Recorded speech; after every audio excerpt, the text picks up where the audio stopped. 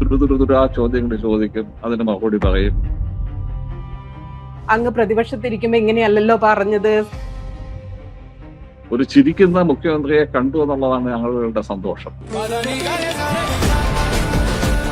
ചിരിക്കുന്ന മുഖ്യമന്ത്രി, ചിരിക്കാത്ത മുഖ്യമന്ത്രി, പൂക്കി മുഖ്യമന്ത്രി, ഇതിലൊക്കെ വല്ല കാര്യമുണ്ടോ ശരിക്കും? ഏതാ കടലാസം ചോദിക്കും. അപ്പൊ മനോരമയാണെന്ന് പറയണമെങ്കിൽ താൻ അങ്ങനെ ചോദിക്കുള്ളൂ. അല്ലെങ്കിൽ കേരളതയാണെന്ന് പറയണമെങ്കിൽ എന്നാ പിന്നെ ഞാൻ മണിയോട് പറയാം. ഇപ്പൊ ശേഖരൻ നായരും സുബൈറുമായി ഇടതും വലതുള്ള സീറ്റ് പിടിച്ചതും അതിനെ കുറിച്ചൊക്കെ എന്താ ഓർമ്മയുള്ളത്? അതെങ്ങനെയായിരുന്നു അവരുടെ കുത്തക സീറ്റായി മാറിയതൊക്കെ? വി ഡി സതീശൻ എന്ന രാഷ്ട്രീയ നേതാവ് നല്ല ക്ലാരിറ്റിയുള്ള ഒരു രാഷ്ട്രീയ നേതാവ്. ഏത് കാര്യത്തിൽ ഏത് വിഷയം കൊടുത്തിരുന്നാലും ഒരു അടിയന്തര പ്രമേയത്തിന് പുള്ളി ഒരു അവതരിപ്പിക്കാൻ എഴുന്നേൽക്കുമ്പോൾ ഞങ്ങൾക്കൊക്കെ സന്തോഷമാണ്. കാരണം വളരെ ക്രിസ്റ്റൽ ക്ലിയർ ആയിട്ടാണ് പുള്ളി കാര്യങ്ങളെല്ലാം പഠിച്ച് രാത്രിയിൽ മുഴുവൻ ഇരുന്ന് പഠിച്ചിട്ട് ആണ് വരുന്നത്.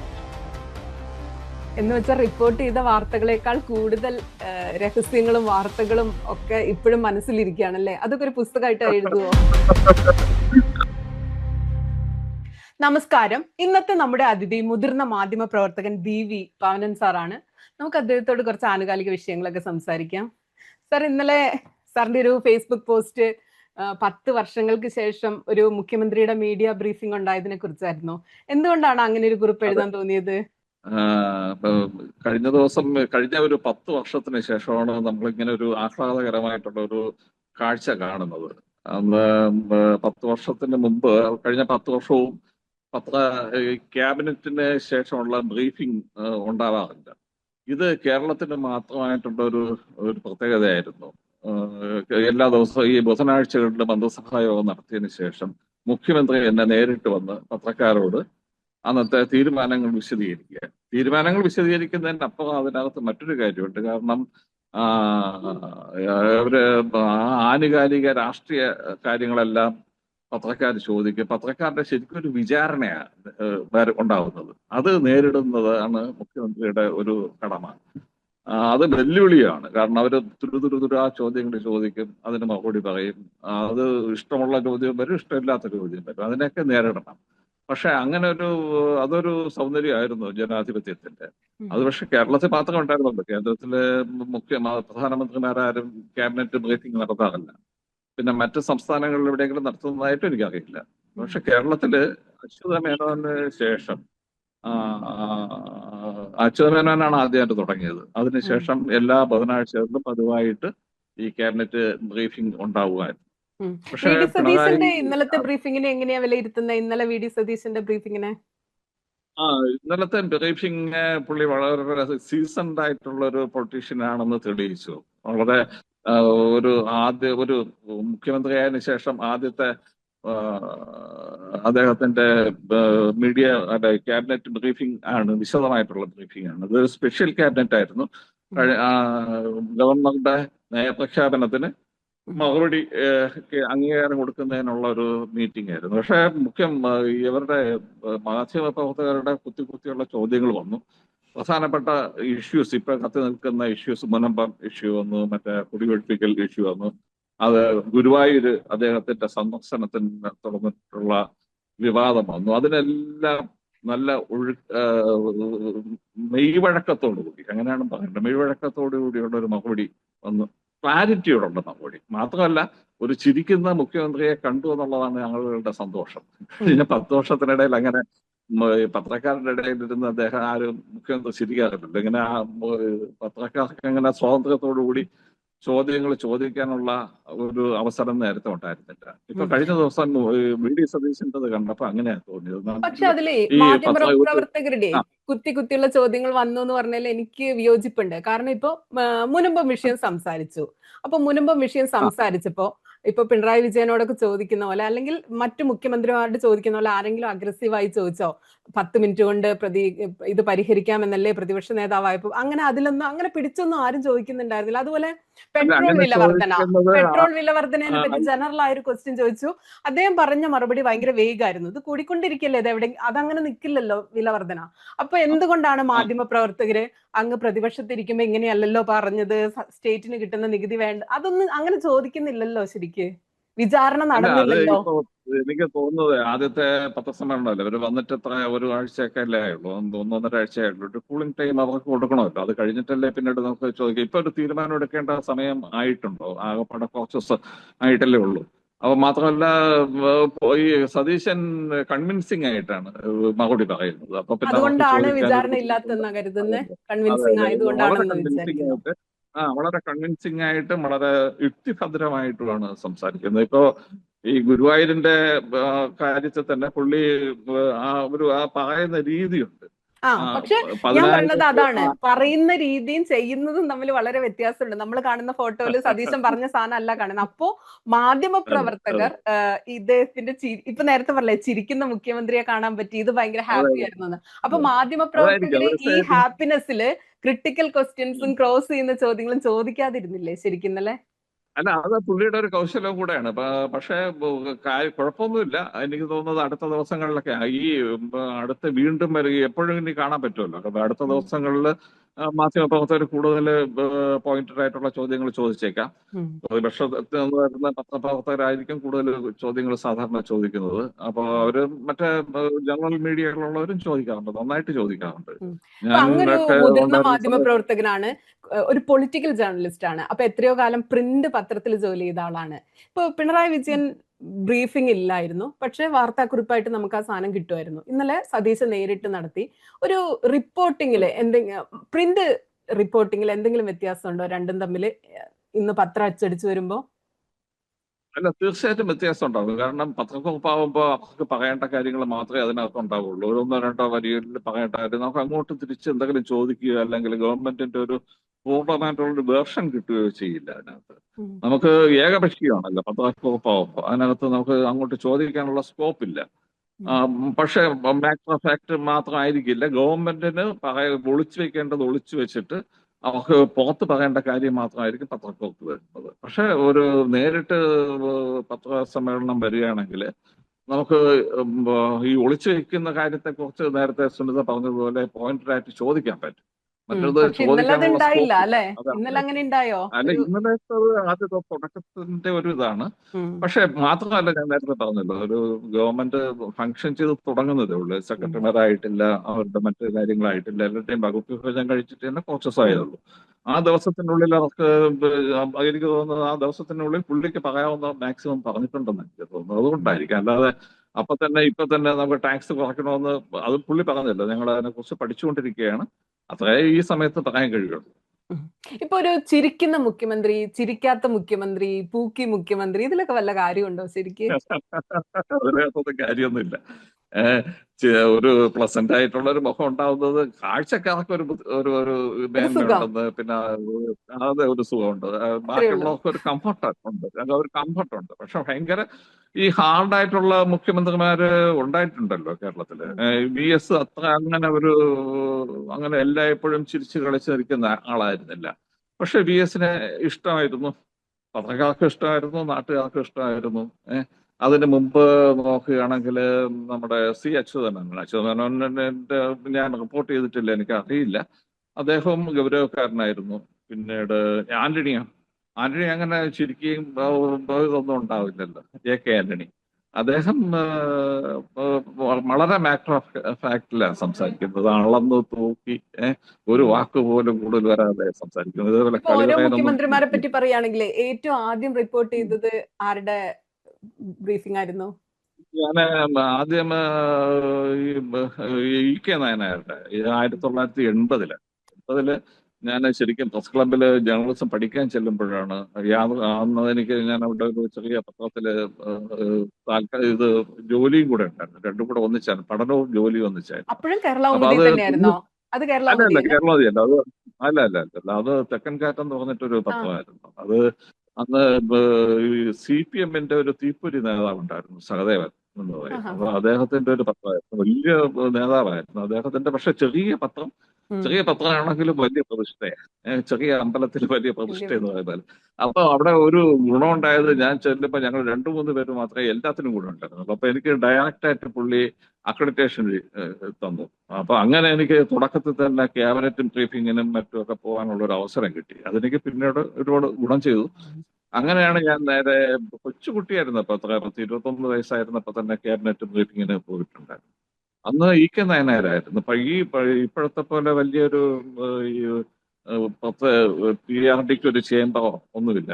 ഈ ക്യാബിനറ്റ് നടക്കുന്ന അതേ സ്ഥലത്ത് മന്ത്രിമാരങ്ങോട്ട് എഴുന്നേറ്റ് കഴിഞ്ഞാൽ ആ കസേരകളിലേക്ക് ചെന്നിരിക്കുന്നത് പിന്നെ പത്രക്കാരായിരുന്നു. നേരെ മന്ത്രിമാർ ഒരു വഴിക്ക് അങ്ങ് മറുവഴിക്ക് ഞങ്ങൾ കയറും. അപ്പൊ ആ മുഖ്യമന്ത്രി അവിടെ തന്നെ ഇരിക്കും, എഴുന്നേറ്റ് പോവില്ല. മന്ത്രിസഭാ യോഗം കഴിഞ്ഞിട്ട് അപ്പൊ തന്നെ എഴുന്നേറ്റ് ബ്രീഫ് ചെയ്യാൻ. അപ്പൊ നയനാരുടെ ഒരു ഗുണമുണ്ടായിരുന്നു. നയനാർക്ക് ഈ ഈ മന്ത്രിസഭാ തീരുമാനങ്ങൾ പറയുന്നതിനേക്കാളും പിന്നെ അത് കഴിഞ്ഞിട്ട് പത്രക്കാരുമായിട്ടുള്ള ഈ ഒരു സ്വഹ പറച്ചിലും അങ്ങോട്ടും ഇങ്ങോട്ടുള്ള ചോദ്യം, അതിലായിരുന്നു താല്പര്യം. ഈ പലപ്പോഴും അവിടെ പ്രൈവറ്റ് സെക്രട്ടറി പിന്നീട് പറയും, നമുക്ക് ഇത് പറയാം, ഈ ഇന്നത്തെ തീരുമാനം പറയാന്ന് പറയുമ്പോൾ അപ്പോഴും പിന്നീട് പറയും. പറഞ്ഞിട്ട് വീണ്ടും അങ്ങോട്ട് ഈ സംസാരത്തിലേക്കാണ് പോകുന്നത്. വലിയ സംസാരപ്രിയനായിരുന്നു. നല്ല തമാശയായിരുന്നു പറഞ്ഞിട്ടുള്ളത്. ആദ്യമായിട്ട് വളരെ അങ്ങനെ ഒരു സൗഹാർദ്ദം. ചോദ്യം പക്ഷെ ചോദിക്കുന്നത് എപ്പോഴാ? ആദ്യമായിട്ടൊരു ചോദ്യം ചോദിക്കുന്നത് എപ്പോഴാ? ഞാൻ ഒരു രണ്ടോ മൂന്നോ കഴിഞ്ഞ അത് അന്ന് വമ്പന്മാരായിരുന്നു അവിടെ പത്ര ഈ ഉണ്ടായിരുന്നത്. ആ സമയത്ത് ചുമ്മാ sir, KR Chummar, KG Parameswaran Nair, പിന്നീട്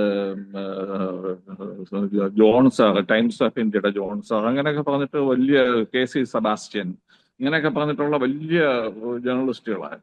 അവരെയൊക്കെ ഞങ്ങൾ ഇങ്ങനെ ദൂരെ നിന്ന് മാത്രം കാണാൻ കഴിയുന്ന ഒരു സമയത്താണ് ഞാൻ ഈ കുട്ടിയായിട്ട് ഞാനും പോകുന്നത്. ഞാൻ മാത്രമല്ല, അന്ന് ചന്ദ്രികയിലെ കുഞ്ഞമ്മദ് വാണിമേലുണ്ടായിരുന്നു. കുഞ്ഞമ്മദ് വാണിമേലും അന്ന് പ്രതിപക്ഷ ആണ്. കുഞ്ഞമ്മദ് ഭയങ്കര തീപ്പൊരിയായിട്ട് ചോദ്യങ്ങൾ ഇങ്ങനെ തുരുതുരുതുരാ ചോദിക്കും. അപ്പൊ KC ജോൺ സാറും പിന്നീട് ചുമ്മാ സാറും ഒക്കെ തോളിൽ തട്ടി പ്രോത്സാഹിപ്പിക്കുകയും ചെയ്യും. കാരണം അവർക്ക് ചോദിക്കാൻ പറ്റാത്തത് കുഞ്ഞമ്മദിനെ കൊണ്ട് ചോദിപ്പിക്കും. അത് നന്നായിട്ട് മറുപടി പറയുകയും ചെയ്യും. അപ്പൊ ചില ഞാന് അദ്ദേഹത്തോട് ഒരു 2-3 പത്രസമ്മേളനം കഴിഞ്ഞപ്പോ തന്നെ ക്യാബിനറ്റിൽ ഞാൻ ഒരു ചോദ്യം ചോദിച്ചിരുന്നു. അന്ന് ഈ മന്ത്രിസഭ പിരിച്ചുവിട്ടിട്ട് നേരത്തെ ഈ തിരഞ്ഞെടുപ്പ് നടത്തുന്നതിനെ കുറിച്ചൊരു ചർച്ച, ഒരു അഭ്യൂഹം അങ്ങനെ ഉണ്ടായിരുന്നു, അന്തരീക്ഷത്തിലുണ്ടായിരുന്നു. അപ്പൊ അത് പിന്നീട് നടക്കുകയും ചെയ്തു. അപ്പൊ അതിനെക്കുറിച്ച് ഞാൻ പിന്നീട് ഒരു ചോദിച്ചു, എപ്പോഴാണ് അടുത്ത തെരഞ്ഞെടുപ്പ്? അങ്ങനെ എന്തോ ഭയങ്കര ശ്വാസമൊക്കെ പിടിച്ച് നേതാരോട് ചോദിക്കുന്നതാ. അപ്പോ പുള്ളി ഒന്ന് തറപ്പിച്ച് നോക്കിയിട്ട് അത് വിശദമായിട്ട് മറുപടി പറഞ്ഞു. അത് ഇപ്പൊ അല്ലല്ലോ, അതിന് കുറച്ച് ദിവസം ഇല്ല. അതിന് നല്ല പൊളിറ്റിക്കൽ മൈലേജ് ഉണ്ടായിരുന്ന ചോദ്യവും ഉത്തരവായിരുന്നു. പിറ്റേ ദിവസം അത് എല്ലാ പത്രങ്ങളിലും ലീഡ് വാർത്തയായിട്ട് വന്നു. അപ്പൊ എന്റെ കൊച്ചു പത്രമാണെങ്കിൽ എനിക്ക് ഭയങ്കര സന്തോഷം ഉണ്ടായതാ.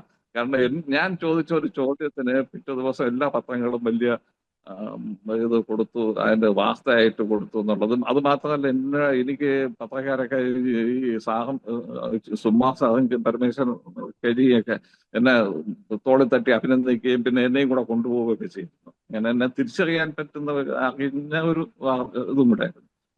അങ്ങനെയായിരുന്നു ആ ഒരു സന്ദർഭം. പക്ഷെ പിന്നീട് ഇപ്പൊ അടുത്ത മുഖ്യമന്ത്രി ആരായിരുന്നു? അടുത്തത് ആരായിരുന്നു? അടുത്തത് നയനാര് കഴിഞ്ഞിട്ട് പിന്നീട് കരുണാകരൻ. കരുണാകരൻ. ലീഡർ നയനാരുടെ സമയത്ത് നയനാര് ഒരു ഇതുണ്ടായിരുന്നത്, ഇപ്പൊ അപ്രിയമായിട്ടുള്ള ഒരു ചോദ്യം വരികയാണെങ്കിൽ, ഒരു മോശപ്പെട്ട ചോദ്യം വരികയാണെങ്കിൽ, അദ്ദേഹത്തെ കൊടുക്കാനുള്ള ചോദ്യം വരികയാണെങ്കിൽ ആദ്യം ചോദിക്കും, യാതാ കടലാസ് എന്ന് ചോദിക്കും. കടലാസ് എന്നേ പറയുള്ളൂ.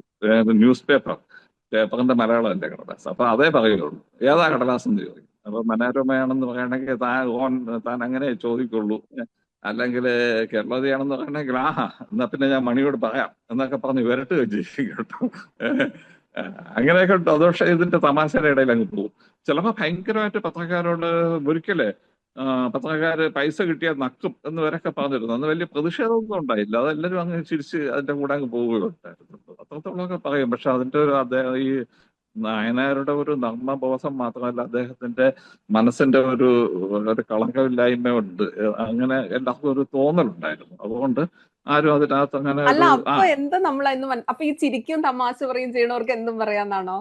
ഇപ്പൊ പത്രക്കാരൻ ഇപ്പൊ പിണറായി വിജയൻ ആയിരുന്നു അങ്ങനെയൊക്കെ ഇത് ആയിരുന്നു. എന്തും പറഞ്ഞിരുന്നെങ്കിലോ? പറയാൻ പിണറായി വിജയനെ പറയാൻ പറ്റില്ല. പിണറായി വിജയൻ അങ്ങനെയല്ലല്ലോ, അത് മനഃപൂർവ്വം പറയുന്നതല്ലേ. മറ്റത് അങ്ങനെയല്ലല്ലോ, വളരെ സൗഹാർദ്ദം. ഇപ്പൊ മനോരമയെ കുറിച്ച് അദ്ദേഹം ഭയങ്കരമായിട്ട് ഈ മോശമായിട്ട് എഴുതി പറഞ്ഞുകൊണ്ടിരുന്ന സമയത്ത് തന്നെ, താൻ ഏതാ കടലാസ് എന്ന് ചോദിക്കുന്ന സമയത്ത് തന്നെ കെ നായനാരുടെ ലേഖനങ്ങളും തുടർച്ചയായിട്ട് മനോരമയിൽ പ്രസിദ്ധീകരിച്ചിരുന്നു. അത് മനോരമയിൽ എഴുതുന്ന സമയത്താണ് ഈ പുള്ളി അതിനെ തള്ളി പറഞ്ഞുകൊണ്ടിരുന്നത്. അതൊരു വേറൊരു അങ്ങനെ മനഃപൂർവ്വം വരുന്ന കാര്യങ്ങളല്ല. അതിന്റെ ഒരു അപ്രോച്ചാണ്. ഇത് അപ്രോച്ചിന്റെ വ്യത്യാസം. അപ്പൊ ഈ വാർത്ത ബ്രീഫിങ്ങിന് വമ്പന്മാരൊക്കെ ഇരുന്നെന്ന് പറഞ്ഞല്ലോ. ഇപ്പൊ എനിക്കൊക്കെ ഒരു ഓർമ്മയുള്ള കാലം എന്ന് പറയുന്നത് ഈ പിന്നെ ശേഖരൻ നായരും സുബൈറും ഇടതും വലതും ഇരിക്കുന്ന ബ്രീഫിങ്ങുകളെ കുറിച്ചൊക്കെ ഉള്ളതാണ്. അപ്പൊ അത് അത് പിന്നെ എപ്പോഴാ തുടങ്ങിയത്? അത് ഏത് അതെനിക്ക് കാലത്തായിരുന്നു? തോന്നുന്നത് അത് കുറച്ചുകൂടെ കഴിഞ്ഞിട്ട് അതായത് ശേഖരൻ നായരൊക്കെ മാതൃഭൂമിയിലൊക്കെ വരുന്നത് തന്നെ ഒരു 80-കളിൽ കഴിഞ്ഞിട്ടാണ്, 80-84 കഴിഞ്ഞിട്ടാണ്. അപ്പോൾ ഉം. പിന്നെ ആ അത് കഴിഞ്ഞതിന് ശേഷം അവർ പിന്നീട് അപ്പൊ ഈ എനിക്ക് തോന്നുന്നു കരുണാകരന്റെ ഒരു കാലം 90-കളിലായിരിക്കും. തൊട്ടാണോ അത് തുടങ്ങിയത്? അല്ല, 90-കളിലായിരിക്കും. അതും കൂടെ കഴിഞ്ഞ അല്പം കൂടെ കഴിഞ്ഞിട്ടായിരിക്കും. അതിനു മുമ്പ് കെ ജി സാറും ഒരു ചുമ്മാ സാറും ഒക്കെ ആയിരുന്നു ആ സ്ഥലത്തിരുന്നത്. ആ സമയത്ത് തന്നെ അതെങ്ങനെയാണ് ഇപ്പൊ നമുക്ക് ശേഖരൻ ലിസ്റ്റ് നായരും സുബൈറുമായി ഇടതും വലതുള്ള സീറ്റ് പിടിച്ചതും അതിനെ കുറിച്ചൊക്കെ എന്താ ഓർമ്മയുള്ളത്? അതെങ്ങനെയായിരുന്നു അവരുടെ കുത്തക സീറ്റായി അത് മാറിയതൊക്കെ? അതിന്റെ കൂട്ട അത് കേരളകൗമുദിയാണല്ലോ പ്രധാനപ്പെട്ട പത്രം. അന്ന് തിരുവനന്തപുരത്ത് പ്രധാനപ്പെട്ട പത്രമായിരുന്നത്. അപ്പൊ അവർക്ക് സ്വാഭാവികമായിട്ടും കേരളകൗമുദിയുടെ സീറ്റാ മുൻവശത്ത് ആദ്യം വരുന്നത്. ഇപ്പൊ മൊത്തം മനോരമയോ മാതൃഭൂമിയോ വരും. അങ്ങനെ വന്നതാണ്. അപ്പൊ അത് മാത്രമല്ല, പഴയ നിയമസഭയില് എല്ലാ പത്രങ്ങൾക്കും പ്രത്യേക ഇരിപ്പിടം ഉണ്ടായിരുന്നു. നമ്മൾ നേരെ സ്പീക്കറുടെ നേരെ മുൻവശത്ത് കാണുന്ന സീറ്റ് കേരളകൗമുദിക്കും, തൊട്ടപ്പുറത്തെ സീറ്റ് ഒന്ന് ചുമ്മാ സാധു അപ്പുറത്ത് ഇരിക്കുന്നത്. ചുമ്മാ സാർ നേരെ സ്ട്രേറ്റ് ആയിട്ടാണ് ഇരിക്കുന്നത്. അതിന്റെ തൊട്ടിപ്പുറത്ത് മാതൃഭൂമി. അങ്ങനെ ഒരു ഹൈറാർക്കി അന്ന് ഉണ്ടായിരുന്നു. ആ ഹൈറാർക്കി തന്നെയാണ് ഈ ക്യാബിനറ്റ് ബ്രീഫിംഗിലും ഉണ്ടാവുന്നത്. പിന്നെ അങ്ങനെ ആദ്യത്തെ സീറ്റുകൾ അവർക്ക് വേണ്ടി ആദ്യം മുതലേ ഇതായിട്ട് വരുന്നത് ഏറ്റവും പ്രധാനപ്പെട്ട പത്രം തിരുവനന്തപുരത്ത് നിന്ന് പ്രധാനപ്പെട്ട പത്രമായിട്ട് വരുന്നത് കേരളാവധിയായിരുന്നു. അത് കഴിഞ്ഞിട്ട് പിന്നെ മാതൃഭൂമി, മനോരമ. അപ്പൊ ഇവർ അപ്പുറത്ത് ഇപ്പുറത്ത് ഇരിക്കും. അതേ ഉള്ളൂ, അല്ലാതെ അതിനകത്തൊന്നുമില്ല. അത് ഈ പിന്നീട് പിൽക്കാലത്ത് അതൊരു സ്ഥിരമായിട്ടുണ്ട്. സ്ഥിരമായി മാറി. ഇപ്പൊ കേരളകൗമുദി ഒരു പ്രധാനപ്പെട്ട പത്രമായിരുന്നു എന്ന് പറഞ്ഞല്ലോ. അപ്പോ ഇപ്പോ പല ചാനലുകളെ കുറിച്ചൊക്കെ നമ്മൾ പറഞ്ഞാൽ കേരളകൗമുദി വളരെ ആക്റ്റീവായിട്ട് രാഷ്ട്രീയത്തിലൊക്കെ ഇടപെട്ടുകൊണ്ടിരുന്ന ഒരു കാലല്ലേ.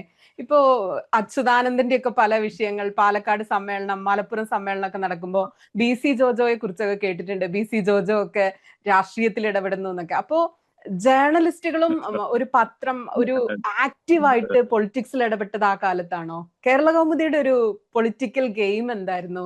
അല്ല, ഞാൻ എങ്ങനെയാണ്? ഈ ചോദ്യത്തിന് എനിക്ക് പൂർണ്ണമായിട്ട് മറുപടി പറയാൻ കഴിയില്ല. കാരണം ഞാൻ വർക്ക് ചെയ്തിരുന്ന ഒരു പത്രവും പിന്നെ അതിനകത്തുള്ള മറ്റൊരു ഏതൊരു കാര്യങ്ങളൊന്നും എനിക്ക് ഇപ്പോഴായിരുന്നാലും ഞാൻ അവിടെ നിന്ന് വിട്ടുവെങ്കിലും എനിക്ക് അങ്ങനെ പൂർണ്ണമായിട്ട് പറയാൻ കഴിയില്ല. പക്ഷെ പത്രങ്ങൾ പലപ്പോഴും രാഷ്ട്രീയത്തിൽ ഇടപെട്ടിരുന്നു നമ്മളെന്ന് വെച്ചാല് ഈ വലിയ തർക്കങ്ങളൊക്കെ മുന്നണിയിൽ ഉണ്ടാകുന്ന തർക്കങ്ങൾ ഉണ്ടായിരുന്ന സമയത്ത് പത്രാധിപർ സുകുമാരൻ ഉണ്ടായിരുന്നപ്പോൾ അദ്ദേഹത്തിന്റെ അധ്യക്ഷതയിൽ ചർച്ച ചെയ്ത് തീർക്കുമായിരുന്നു. ഈ ഒരു അത് ഉണ്ടായിരുന്നു.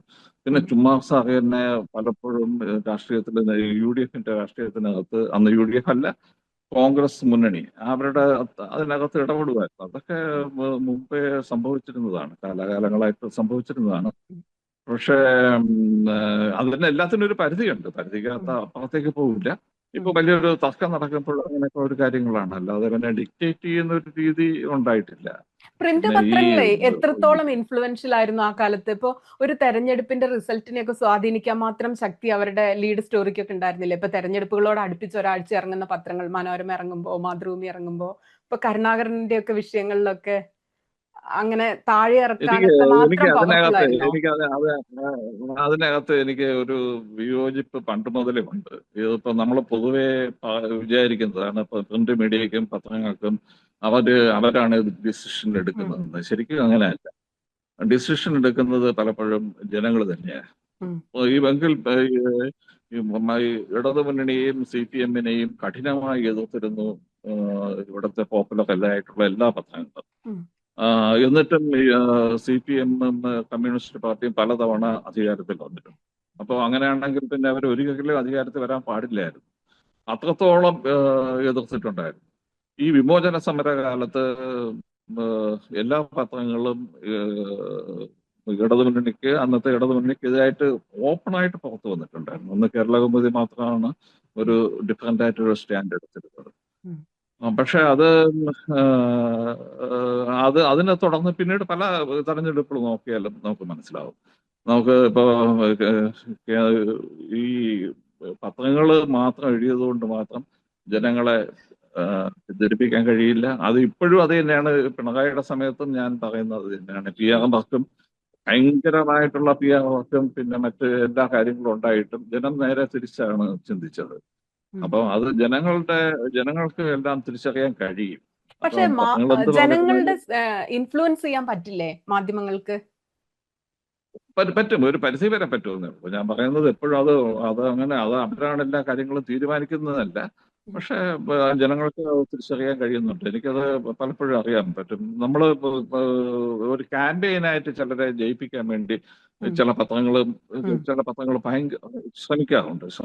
പക്ഷെ അതിന് ആ പൂർണ്ണമായിട്ടുള്ള ഫലം കിട്ടില്ല. ഇപ്പോ ഞാനൊരു ഉദാഹരണം പറയാം.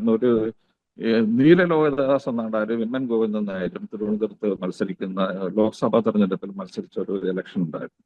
ഉം. അന്ന് ഇവിടുത്തെ പത്രങ്ങളെല്ലാം എഴുതിയത് എം ഗോവിന്ദൻ നായർ 1,00,000 വോട്ടിന് ജയിക്കുമെന്നായിരുന്നു. ഉം. പക്ഷേ നീലലോഹിതദാസ് നാടാര് 1,00,000 വോട്ടിനാണ് ജയിച്ചത്.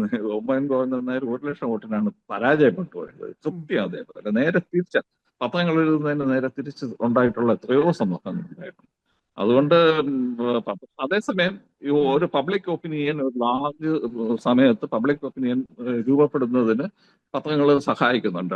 അത് പക്ഷെ പൊള്ളയായിട്ടുള്ള കൊണ്ട് പറ്റില്ല. അതിനകത്ത് സബ്സ്റ്റൻസും കൂടെ വേണം. ഇപ്പൊ ഒരു ഗവൺമെന്റ് ജനങ്ങളുടെ വിരുദ്ധമായിട്ടുള്ള ഒരു ഗവൺമെന്റ് ആണ് മുമ്പിൽ നിൽക്കുന്നതെങ്കിൽ അതിനെ നമുക്ക് ഫ്ലെയർ അപ്പ് ചെയ്യാൻ, അതിനെ ഒന്ന് ഇതാക്കാനും അതിനെതിരെ ഒരു അഭിപ്രായം രൂപീകരിക്കാനും പത്രങ്ങൾക്ക് കഴിയും. അതേസമയം വളരെ പോപ്പുലർ ആയിട്ടുള്ള ഒരു ഗവൺമെന്റ് ഉണ്ടെങ്കിൽ അവർക്കെതിരെ എന്ത് ചെയ്തിരുന്നാലും ജനങ്ങള് ഇത് കള്ളമാണെന്ന് ജനങ്ങൾക്ക് മനസ്സിലാവും.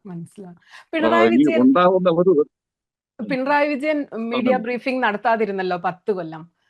അപ്പൊ ഞാൻ ആലോചിച്ചപ്പോ അതിലേക്ക് നയിച്ച കുറെ കാരണങ്ങൾ ഉണ്ടാവില്ലേ? VS അച്യുതാനന്ദന്റെയും പിണറായി വിജയനും തമ്മിലുള്ള ഈ തർക്കങ്ങളും വിഭാഗീയതയും ഒക്കെ നടക്കുന്ന കാലത്ത് മാധ്യമങ്ങൾ പൂർണ്ണമായിട്ടും VS അച്യുതാനന്ദനൊപ്പമായിരുന്നല്ലോ. അപ്പോ അതിന്റെ ഭാഗമായിട്ട് വരുന്ന പല വാർത്തകൾ, ഈ സ്ഥാനാർത്ഥിയെ നിർണ്ണയിക്കുന്ന സമയത്ത് ഇംഗ്ലീഷിലൊക്കെ വരുന്ന, ഡൽഹിയിൽ നിന്ന് വരുന്ന കുറെ വാർത്തകൾ, അത്തരത്തിൽ മീഡിയ സിൻഡിക്കേറ്റ് എന്നുള്ളൊരു പ്രയോഗം വരുന്നത്. അപ്പൊ മാധ്യമങ്ങൾ പിണറായി വിജയനെ ദയാരഹിതമായി പിണറായി വിജയനെ കൈകാര്യം ചെയ്തു എന്ന് പുള്ളിക്ക് തോന്നിയതിൽ നിന്നായിരിക്കുമോ ഈ മീഡിയ ബ്രീഫിംഗ് ഇല്ലാതായത്? അല്ലല്ല, അങ്ങനെ തോന്നേണ്ട കാര്യമല്ല. കാരണം പുള്ളിയായിരുന്നല്ലോ ക്യാമ്പയിനിങ് പൊസിഷൻ. അപ്പൊ പിന്നെ അങ്ങനെ തോന്നേണ്ട കാര്യമില്ല. VSന്റെ മീഡിയ സിൻഡിക്കേറ്റ് എന്ന് പറഞ്ഞത് തന്നെ അത് തന്നെ ഒരു പിണറായിയുടെ ഒരു വളരെ തന്ത്രമായിരുന്നു. ശരിക്കും അതിനെക്കുറിച്ച് പഠിക്കേണ്ടതാണ്. അപ്പൊ ഞാൻ ആ സമയത്ത് രാഷ്ട്രീയ റിപ്പോർട്ടിംഗ് നടത്തുന്നതാണ്. ഞാൻ ഏതെങ്കിലും പത്രക്കാരോടോ ഞങ്ങളെല്ലാം എവിടെയെങ്കിലും കൂടിയിരുന്ന് ആലോചിച്ചിട്ടല്ല ഒരു വാർത്ത കൊടുക്കുന്നത്. അന്ന് നടക്കുന്ന വാർത്തകളിൽ രണ്ട് വിഭാഗക്കാരും വാർത്ത ഇപ്പൊ VS പക്ഷത്തു നിന്നും നമുക്ക് വാർത്ത കിട്ടാറുണ്ട്. അതിന്റെ ഇരട്ടി മറ്റു പക്ഷത്തു നിന്നും തരാറുണ്ട്. പിന്നീട് വലിയ ഈ വാർത്ത ചോർത്തൽ എന്നൊക്കെ പറയുന്ന വലിയ നേതാക്കൾ തന്നെയാണ് നമുക്ക് വാർത്ത കൊടുക്കുന്നുണ്ട്.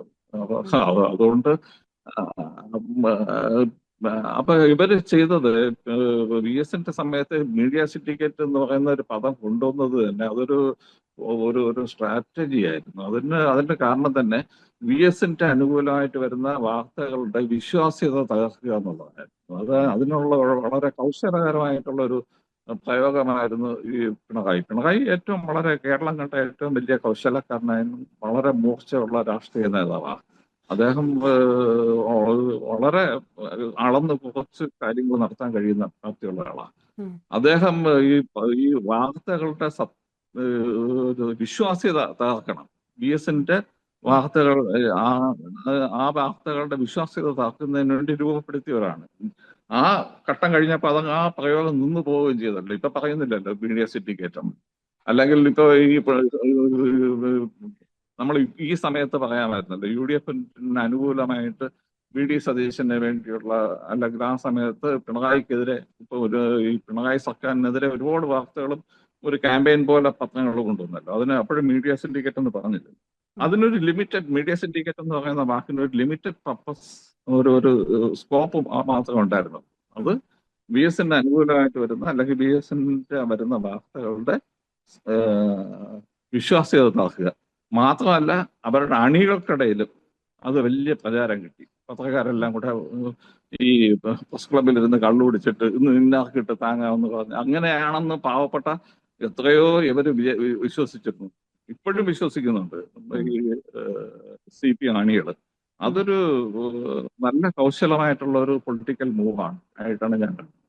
പക്ഷെ മീഡിയ സിൻഡിക്കേറ്റ് എന്ന് പറഞ്ഞൊരു സാധനം ഇല്ലായിരുന്നു എന്ന് പറയാൻ പറ്റില്ലല്ലോ. ഇപ്പൊ സുരേഷ് കുമാർ സാറിന്റെ ഒക്കെ ഞാൻ നേതൃത്വത്തിൽ പറയില്ലായിരുന്നു എന്ന് പറയും. കാരണം സുരേഷ് ഞാൻ കുമാർ അതിനകത്ത് സാറിന്റെ ഉണ്ടായിരുന്ന ഇപ്പൊ ആളാണ്. ഞാൻ ജേർണലിസ്റ്റുകളുടെ പേര് പറയുന്നില്ല, കാരണം അതിൽ ജീവിച്ചിരിക്കുന്നവരും മരിച്ചവരും ആയ ആളുകളുള്ളതുകൊണ്ട് ചില ജേർണലിസ്റ്റുകളും സുരേഷ് കുമാർ സാറും ഒക്കെ ചേർന്ന് ഒരു ടീം ഉണ്ടായിരുന്നില്ലേ വാർത്തകൾ പ്ലാൻ ചെയ്യാനും ഏത് രീതി മൂന്നാർ ഇല്ല അങ്ങനെ വാർത്തകൾ സമയത്തൊക്കെയോ? പ്ലാൻ ചെയ്തിട്ടല്ല. ഞാൻ ഒരിക്കലും പ്ലാൻ ചെയ്തിട്ട് ഒരു വാർത്തയും കൊടുത്തിട്ടില്ല. ഞാനൊന്ന് പ്രധാനപ്പെട്ട ഒരു പത്രത്തിന്റെ രാഷ്ട്രീയ ലേഖനായിരുന്നു. ഞാൻ ഇടതുപക്ഷം റിപ്പോർട്ട് ചെയ്തിരുന്ന ആളാണ്.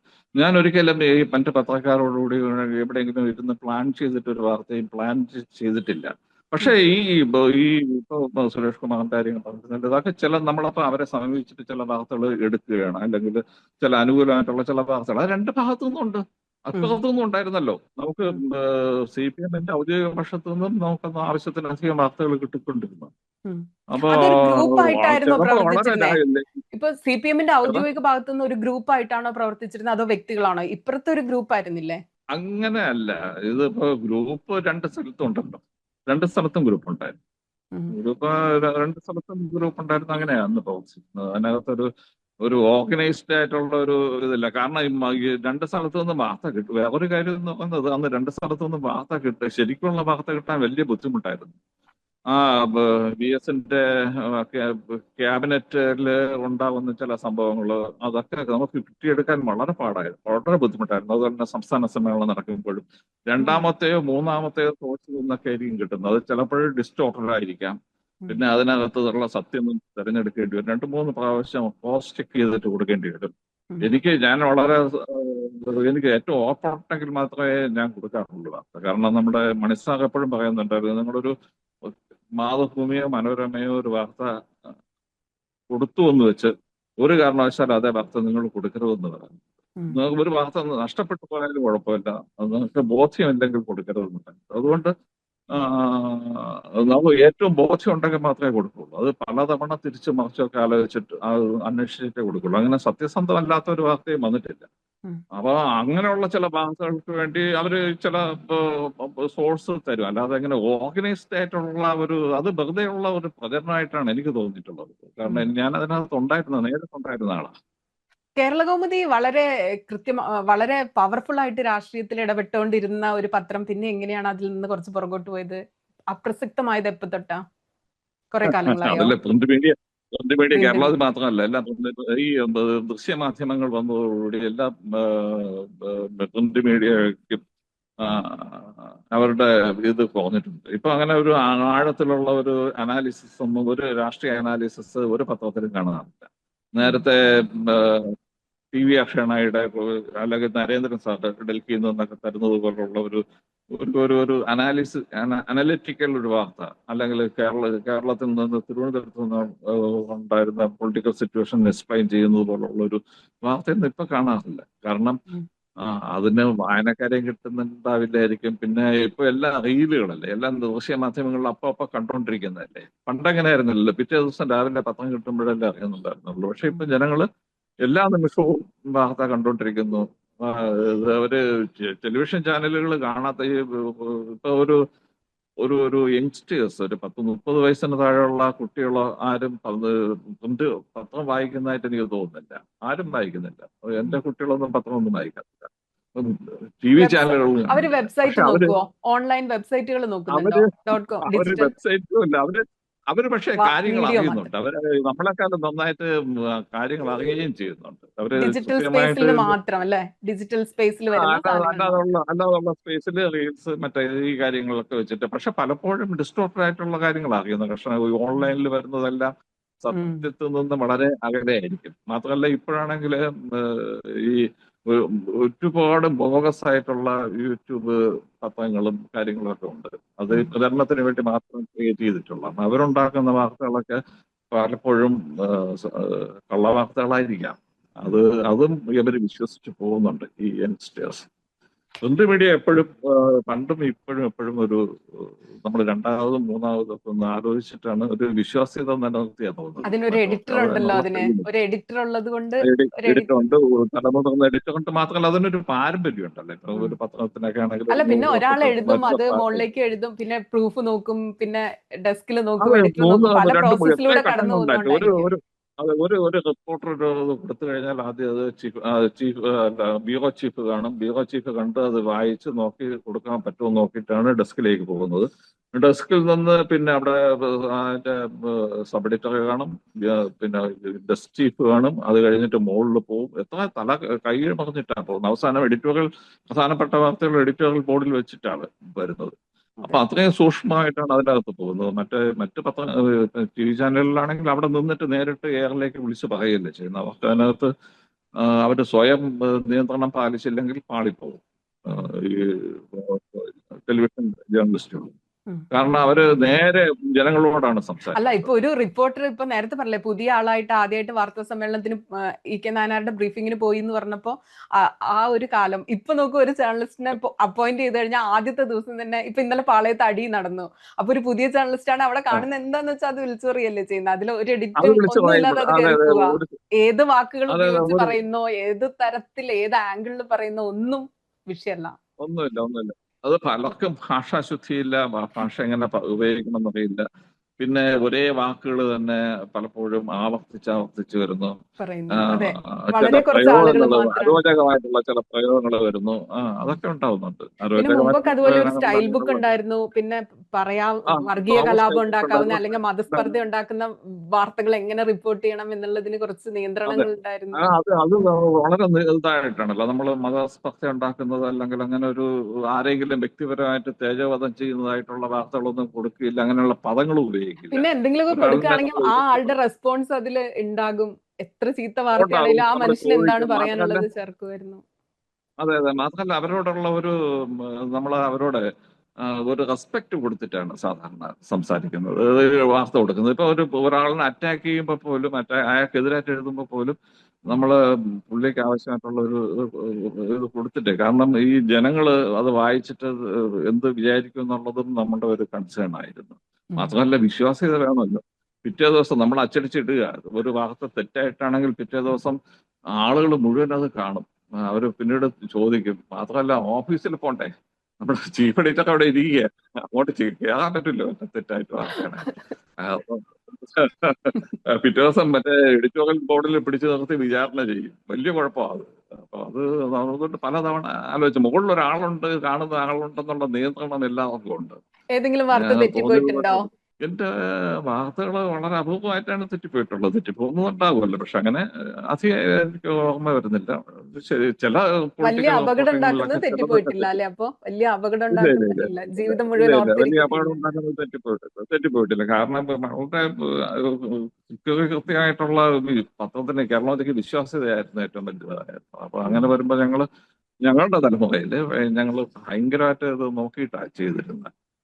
അതുകൊണ്ട് പിന്നെ ചിലത് ഇപ്പോ പൊളിറ്റിക്സിലെ ചില കാര്യങ്ങൾ നമുക്ക് നാളെ എന്ത് സംഭവിക്കുമെന്ന് പറയാൻ പറ്റില്ല. വൈകിട്ട് അവർ തീരുമാനിച്ചു വെച്ചിരിക്കുന്നതായിരിക്കില്ല നേരം വെളുക്കുമ്പോഴുള്ള തീരുമാനം. അങ്ങനെ വരുമ്പോൾ ചില കാര്യങ്ങൾ മാറിപ്പോയിട്ടുണ്ടെങ്കിലും അല്ലാതെ സംഭവിച്ചിട്ടില്ല. അതേസമയം നമുക്ക് മറ്റാർക്കും കിട്ടാത്ത ഒരുപാട് വാർത്തകൾ എക്സ്ക്ലൂസീവ് കാര്യങ്ങളൊക്കെ നമുക്ക് ഉണ്ടാവുകയും ചെയ്യും. ഇപ്പൊ കിട്ടുകയും ചെയ്യും. പിണറായി വിജയനിലേക്ക് നമ്മൾ മടങ്ങി വന്നാലേ, എടോ ഗോപാലകൃഷ്ണ എന്നൊക്കെ പറഞ്ഞൊരു പ്രസംഗമൊക്കെ നടത്തിയിട്ടുള്ള ഒരു മാധ്യമ പ്രവർത്തകനെ അഡ്രസ് ചെയ്ത് ഒരു പ്രസംഗം നടത്തിയ ഒരു മുതിർന്ന നേതാവ് പിണറായി വിജയൻ മാത്രമായിരിക്കും.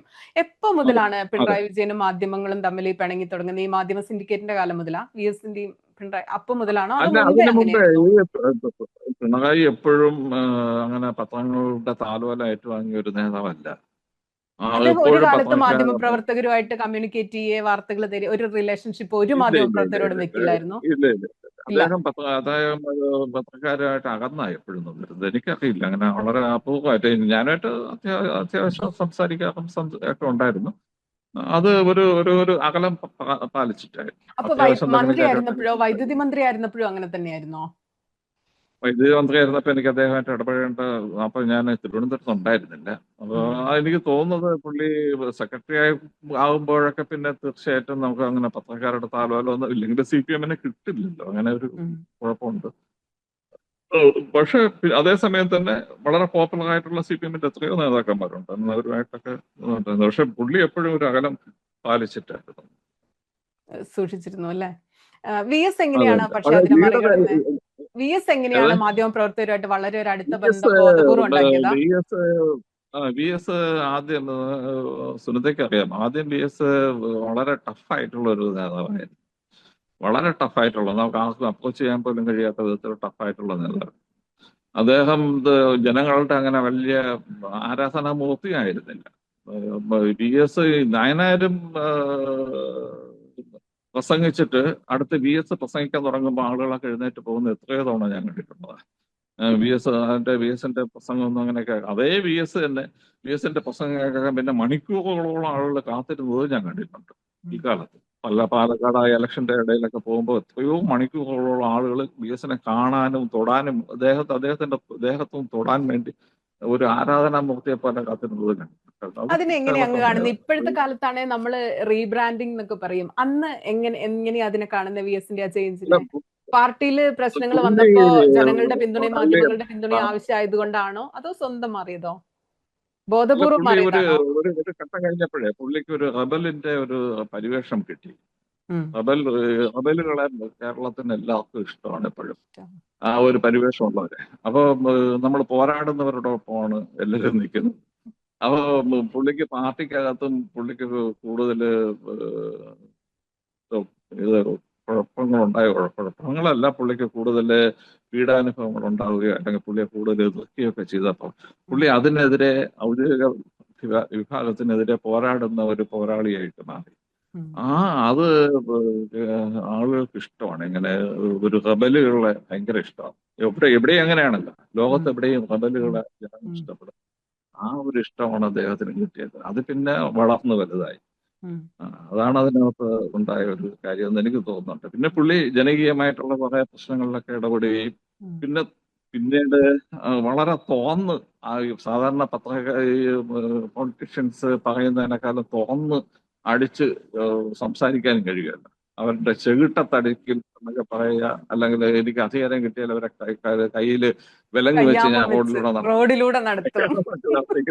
ഇതൊക്കെ ജനങ്ങളെ ഭയങ്കരമായിട്ട് ഇളക്കി കളയും. കാരണം അവര് പറയാൻ ആഗ്രഹിക്കുന്ന കാര്യമാണ് നമ്മുടെ പൊളിറ്റിക്കൽ ലീഡർ പറയുന്നത്. അത് പുള്ളിയെ പെട്ടെന്ന് പോപ്പുലർ ആക്കിയത് അതാണ്. പിന്നെ മാത്രമല്ല, ഔദ്യോഗിക പക്ഷത്തിന് CPMന്റെ ഔദ്യോഗിക പക്ഷത്തിന് പറ്റിയ ഒരു വലിയ കുഴപ്പം, പുള്ളിയെ ഭയങ്കരമായിട്ട് അവർ ചവിട്ടിയപ്പോ അതനുസരിച്ച് പുള്ളിയുടെ പോപ്പുലാരിറ്റി കൂടുകയാണ്. അദ്ദേഹത്തിന്റെ ബ്രീഫിംഗ് എങ്ങനെയായിരുന്നു? അദ്ദേഹത്തിന്റെ ബ്രീഫിംഗ് അദ്ദേഹത്തിന്റെ ബ്രീഫിംഗ് വളരെ എഴുതിക്കൊണ്ടുവരും. ക്യാബിനറ്റ് ബ്രീഫിംഗ് ആണെങ്കിൽ മറ്റന്ന് PRDയിലെ ചേംബറിൽ വെച്ചായിരുന്നു നടന്നത്. അന്ന് മറ്റേ ഇവിടെ നിന്ന് മാറിയിട്ട് PRDയിലെ ചേംബറിൽ വരും. ചേംബറിൽ വെച്ച് പുള്ളി തീരുമാനങ്ങളെല്ലാം എഴുതിയിട്ട് ശരിയെന്ന് പറഞ്ഞിട്ട് എഴുതേക്കൂ. അതാണ് കറക്റ്റായിട്ടുള്ള സമയം. എഴുന്നേറ്റ് മേശയുടെ അപ്പുറത്തൂടെ ഇങ്ങനത്തെ മുണ്ടൊക്കെ ഒന്ന് എടുത്തിട്ട് അങ്ങോട്ട് പോകുമ്പോൾ കറക്റ്റായിട്ടൊരു ചോദ്യം ചോദിക്കണം. അപ്പൊ അവിടെ നിന്നിട്ട് പുള്ളി പറയും, ഒരു വരി അല്ലെങ്കിൽ 2 വാചകം പറയും. അത് പിന്നെ വലിയ ഇതാവും. അപ്പൊ പുള്ളി അവിടെ വെച്ചാണ് വളരെ പ്രസിദ്ധമായിട്ടുള്ള പറഞ്ഞത് മാധ്യമ സിൻഡിക്കേറ്റിനെ കുറിച്ചുള്ള ഒരു ചോദ്യമാണ്. അപ്പൊ പുള്ളി പറഞ്ഞു, മാധ്യമ സിൻഡിക്കേറ്റ് എന്ന് പറഞ്ഞ് ആക്ഷേപിക്കുന്നവർ തന്നെ മാധ്യമ സിൻഡിക്കേറ്റിനെ ആശ്രയിക്കുന്നു. അത് അപ്പൊ ഔദ്യോഗിക പക്ഷത്തിനെതിരാണ്. അപ്പൊ ഉടനെ പത്രക്കാരുടെ ചോദ്യം വന്നു, പിണറായിയാണോ ഉദ്ദേശിച്ചതെന്ന് ചോദിച്ചു. അപ്പോ VSന്റെ മറുചോദ്യം അത് നിങ്ങൾക്ക് എന്ത് തോന്നിയെന്ന് ചോദിച്ചു. അത്രേ ഉള്ളൂ. പക്ഷെ പിറ്റേ ദിവസം വലിയ വാർത്ത, വലിയ പ്രശ്നം, വലിയെല്ലാം ഉണ്ടായി ആ സ്ഥലത്ത്. അതിനെ പിന്നീട് പത്രക്കാർ ആ സ്ഥലത്ത് എത്തുമ്പോഴാണ് ചോദ്യം, എഴുന്നേറ്റ് പോകുന്ന സമയത്താണ് ചോദിക്കുന്നത്. ആ സമയത്ത് പുള്ളി പറയുകയും ചെയ്യും. സ്പോണ്ടേനിയസ് ആയിട്ട് വരുന്നതാണ്. അത് പിന്നെ വിവാദമൂല എന്ന് പത്രക്കാരൊക്കെ പിന്നെ പറയുക, മേശയുടെ സൈഡ്. എല്ലാ ചോദ്യങ്ങൾക്കും ഉത്തരം പറയൂ അതോ അദ്ദേഹം മനസ്സിൽ വിചാരിച്ചതിന് മാത്രമേ പറയുള്ളൂ? അല്ല, പുള്ളി ചിരിച്ച് കളിച്ചൊക്കെ പറയൊക്കെ ചെയ്യും. എന്താ അതൊക്കെ ചിലത് ഇഷ്ടമല്ലാത്ത ചോദ്യങ്ങളാണെങ്കിൽ എന്താ നിങ്ങളുടെ ഉദ്ദേശം, അത് നടക്കൂല എന്നൊക്കെ പറയും. അത് എന്നോട് ചോദിക്കണ്ട എന്നൊക്കെ പറയും. അങ്ങനെയൊക്കെ പറയും പുള്ളി. ബാക്കിയുള്ളതിനൊക്കെ പുള്ളി മറുപടി പറയും, എല്ലാത്തിനും പറയും. അപ്രോച്ച് ചെയ്യാൻ പറ്റും, നമുക്ക് അപ്രോച്ച് ചെയ്യാൻ പറ്റുന്ന ഒരു നേതാവായിട്ട് പിന്നെ പുള്ളി പരിണമിച്ചു. നമ്മൾ അതിന്റെ ഇടയ്ക്ക് കരുണാകരന്റെ ബ്രീഫിംഗിന്റെ പ്രത്യേകത പറയാൻ വിട്ടുപോയി. കരുണാകരൻ എങ്ങനെയായിരുന്നു? ലീഡറുടെ ക്യാബിനറ്റ് ബ്രീഫിംഗ് മാത്രമല്ല, അല്ലാതെ തന്നെ ദീർഘകാലം ഞാൻ ലീഡറുടെ റിപ്പോർട്ട് ചെയ്തിട്ടുണ്ട്. ലീഡർ അങ്ങനെ എഴുതി വായിക്കുന്ന സ്വഭാവമില്ല. പുള്ളി അല്ലാതെ തന്നെ നേരിട്ട് പറയുന്നത്. അപ്പോ ഒരു ഒരു ഒരു ഇഷ്ടമില്ലാത്ത ചോദ്യം വരികയാണെങ്കിൽ, അല്ലെങ്കിൽ ഒരു പറയാൻ ബുദ്ധിമുട്ടുള്ള ചോദ്യം വരികയാണെങ്കിൽ, ടിപ്പിക്കലായിട്ട് പുള്ളി ഒരു കണ്ണിറക്കലുണ്ട്, ഒരു കണ്ണിറക്കി ഒരു കള്ളച്ചിരിയുണ്ട്. അല്ലെങ്കിൽ പിന്നെ നമുക്ക് മനസ്സിലാവാൻ കഴിയാത്ത വേറെ എന്തെങ്കിലുമൊക്കെ പുള്ളി പറയും. അതുമായിട്ട് ബന്ധമില്ലാത്ത വേറെ എന്തെങ്കിലും ഒരു പുള്ളി പറയും. രണ്ടാമത് ചോദിച്ചാലും കാര്യമൊന്നുമില്ല, പിന്നീട് വേറെ എന്തെങ്കിലും പറഞ്ഞിട്ടുണ്ട്.